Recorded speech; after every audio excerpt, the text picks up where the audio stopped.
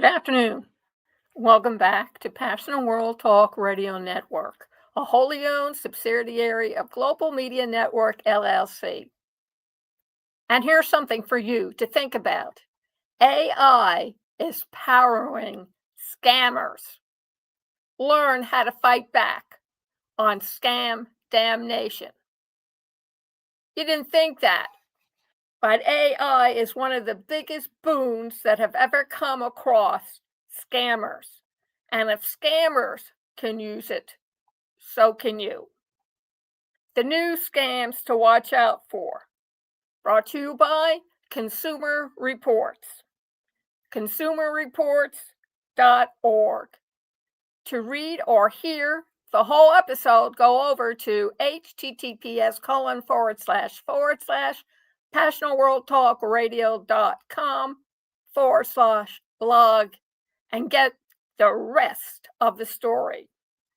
This article was written by Derek Kravitz, Kravitz, and he is an investigative reporter. And he put this out first of the year, 2025, and we are revisiting it for those who might have missed it. You receive a call, supposedly, from the fraud department at your bank, or an offer of a dream vacation you've always wanted but never could afford, or an attractive job posting, or you go online to pay for something, but is it really them from Amazon, or is it someone else? And today, even old scams are being repurposed and given new life using new technology that can make bogus pitches more convincing and more dangerous to you. For one thing, criminals can now easily access your deeply personal information about you, from your birthday to using your social security number with all the breaches, and use it to convince you of their identity, that they're a bank employee. And in addition, with the advent of artificial intelligence becoming more sophisticated and mature daily, these deep fakes are creating more realistic computer generated videos of people you know and trust, like CEOs and celebrities. A lot of celebrities are upset that AI is mimicking their voice. You can see them on Facebook, all those pictures of famous people who you've learned to trust and identify with. Not so fast, Pilgrim.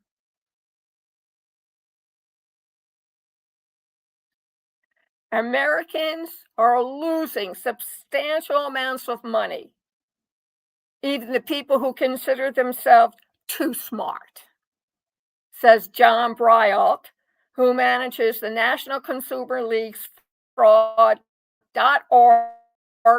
campaign. In 2023, U.S. fraud claims rose to more than $2.6 million, a record high, with an estimated $10 billion lost, according to the Federal Trade Commission. And the true toll is probably far higher, but because most victims are afraid to report it to law enforcement and regulatory agency, it's a rough estimate. Some communities, as we well know, the elders, are more vulnerable to digital scams. Black and Latino consumers are more than twice as likely as whites to have lost money to high-tech frauds, according to CR's 2024 Cyber Readiness Report. Older Americans, especially those who are isolated or experiencing loneliness, are also at risk of being targeted through romance and sweepstakes scams. And younger consumers are also being attacked via social media by job, shopping, and let's not forget crypto investment scams. To find out more about these scams, CR asked their members to share their experiences, and more than 400 of them responded. They spoke to several of them who were targeted and sought expert advice of how to avoid becoming a victim yourself. Let me share one of the stories. The rest of the stories will be provided on Consumer Reports where you can find it, read it, take notes, do whatever you need to do to protect yourselves and your elderly loved ones. The bank scam. Your account has been compromised. Amount lost $25,000. Kathy M., a 70-year-old widow, considered herself to be financially astute and risk adverse. She has had incoming calls from unknown numbers sent straight to her voice box. And she would never give out her bank account information to anyone over the phone.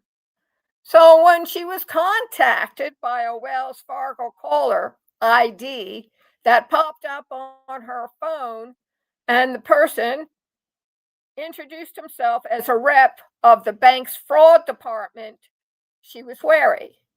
The man said her account had been compromised and that he wanted to verify some new charges that appeared to have been made in Texas, a place she hadn't visited recently. Her first question was, how do I know you're really from Wells Fargo? And then the caller read back the last four numbers of her social security number. Her guard came down when she heard that, and she was only too happy to prevent more fraudulent transactions. It only took 90 minutes, and the caller elicited numerous banking details from her, including her account password. He had her write down and read out lengthy strings of number he called transaction IDs. And while she was busy helping him, his accomplice changed the contact phone number on Kathy's account and called Wells Fargo, pretending to be Kathy, telling an employee she was authorizing a wire transfer of $25,000 to pay a contractor. And guess what? He then emailed her inquiring about unusual activity on her account. But she didn't notice the alert in her inbox because the scammer kept her distracted.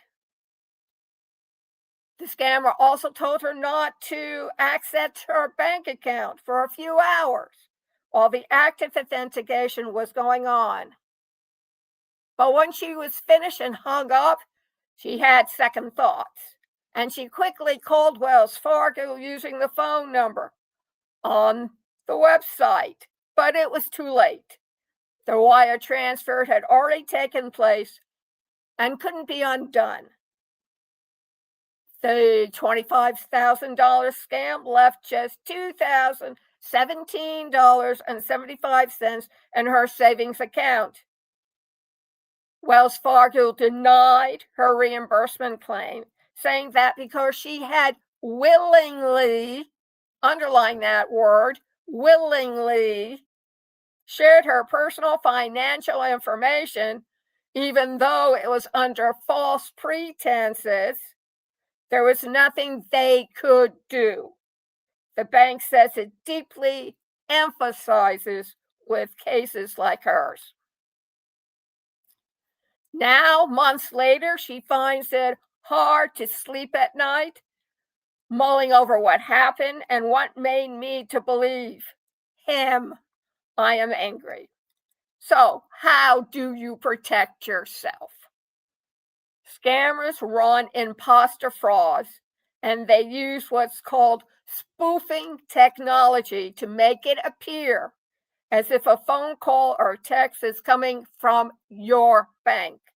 And they can purchase personal information, such as your Social Security and bank account numbers, on the dark web or via the messaging app Telegram to help convince you that they are who they say they are.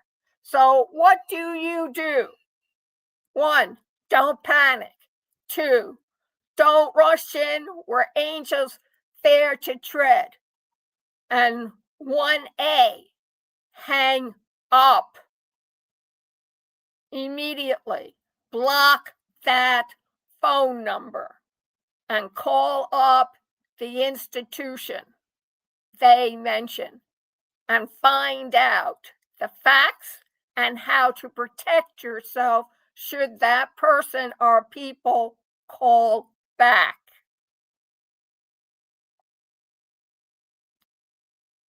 Find a verified phone number, ask AI, or search through Google.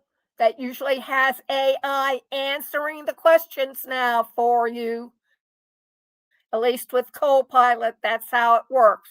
You ask a question through Google, and their AI responds with the confirmed phone numbers of that banking institution.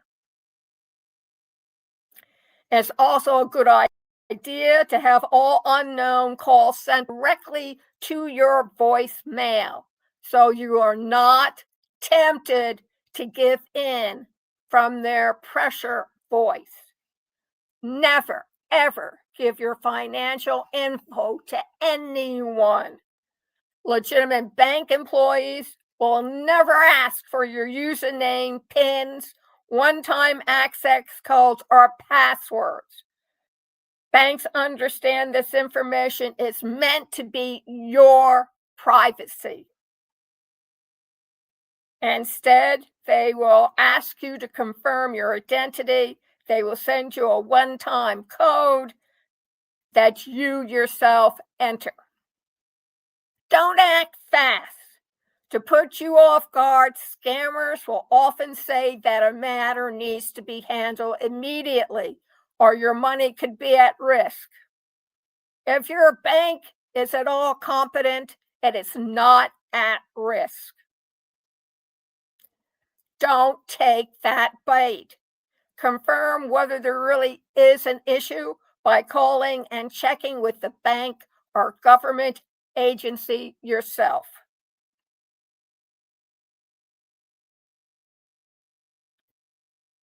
The next story deals with a lady who was scammed out of $200 while shopping. Again, she did it even though she had misgivings. So, how do you protect yourself? Selling or buying products online from another person is risky. Checks can bounce, purchase gifts may never arrive. I had that happen. And the buyers and sellers themselves might be scammers intent on getting you to quickly send money to them and then disappearing. It happened to a friend of mine. Here's how to use peer-to-peer marketplaces safely. Know who you're dealing with. When selling or buying on a site like Facebook Marketplace, you check that buyer's or seller's Facebook profile and see whether they have friends and realistic activity, like recently posted vacation photos. Separately, check their past Facebook Marketplace transaction and reviews by other buyers and sellers, and be wary of anyone offering you full price. Ditto if they don't seem interested in the item's condition or seeing it in person.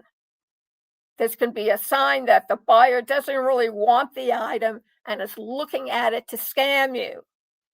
Do not give a buyer your address or other personal information. Do what they ask you to do when you first meet somebody on a dating site. Go to a restaurant, go to the library, stand outside the fire department, make sure you're noticed, police station, somewhere where there's a crowd and make sure people can hear what you're saying. There are people who will say, "Stop, you're being scammed." I was at Walmart and looking at gift cards, and I had an offbeat policeman stop me and say, "Let me see your cell phone." And he says, "Ma'am, that's a scam." We Americans are not shy to help fellow Americans be scammed. And finally, use marketplaces with built-in protections. The next story involves the employment scam. A lot of that's going on. So what do you need to do? Scam job websites often come with fake company websites and LinkedIn pages. Fictionist recruiters with fleshed out social media profiles and realistic interview prompts. They typically target younger people who are more technology savvy. To avoid them, investigate the employer yourself. Determine if a company is real. Find its website and ascertain that it has an address and phone number. If you spot different websites for the same company, that's a red flag. Never send money or give bank account information to an employer, recruiter, or a temporary agency. Scammers are great at convincing impersonated real life people. Insist on a face to face meeting online or in person. Video calls provide greater transparency and the opportunity to ask more specific questions. Bring a friend if you're going to meet somebody. I do it all the time. Then there's the travel scam. This person lost $7,000.